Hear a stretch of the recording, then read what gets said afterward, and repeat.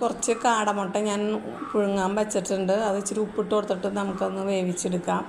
വേവിച്ചെടുത്തതിന് ശേഷം അതിനാവശ്യമായ കടലമാവ് ഞാൻ കുറച്ചുള്ളൂ, ഒരു 100 ഗ്രാമുള്ളൂ കടലമാവും, ഇത്തിരി കാശ്മീരി മുളക് പൊടി, ഇച്ചിരി കുരുമുളക് പൊടി, ഇച്ചിരി ചിക്കൻ മസാലപ്പൊടി, ഇച്ചിരി മഞ്ഞൾപ്പൊടി കൂട്ടി ഇളക്കിയതിന് ശേഷം ഞാൻ ഉപ്പിട്ട് ഇളക്കണേട്ടാ, നുള്ളു ഉപ്പിട്ട് കൊടുക്കുക.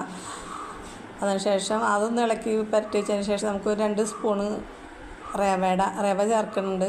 അത് നല്ലോണം യോജിപ്പിച്ച് വെച്ച ശേഷം നമുക്ക് ആ മുട്ട ഓരോന്ന് ആ മാവിൽ മുക്കി നമുക്ക് വെളിച്ചെണ്ണയിലോട്ടിട്ട് കൊടുക്കുക. നല്ലോണം വറുത്ത് വരിക്കും. നമുക്ക് ഈ മുട്ട ബജി പോലെ തന്നെ കാടമുട്ടയുടെ ബജി അത് നല്ലോണം സോസ് ഒഴിച്ച് അപ്പോൾ പിള്ളേർക്ക് കൊടുത്ത് മേശമ വെച്ചപ്പോൾ തന്നെ പിള്ളേർ അത് കഴിച്ചു തുടങ്ങി.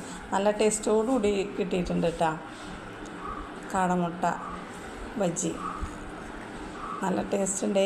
നിങ്ങളിതുപോലെ ഒന്ന് ചെയ്ത് നോക്കിക്കോളൂ, പിള്ളേർക്ക് ഇഷ്ടപ്പെടും. സൂപ്പറാണേ.